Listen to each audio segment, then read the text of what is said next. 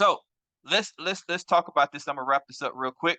Let's talk about the faculties of our mind real quick, the function of our mind. We got to get better at that. So we're going to talk about the four levels of value. All right. And I'm gonna break this down to you guys.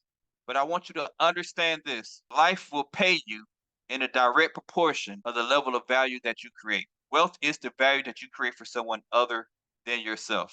I want you to really get that and take that to heart. So here's the thing right here.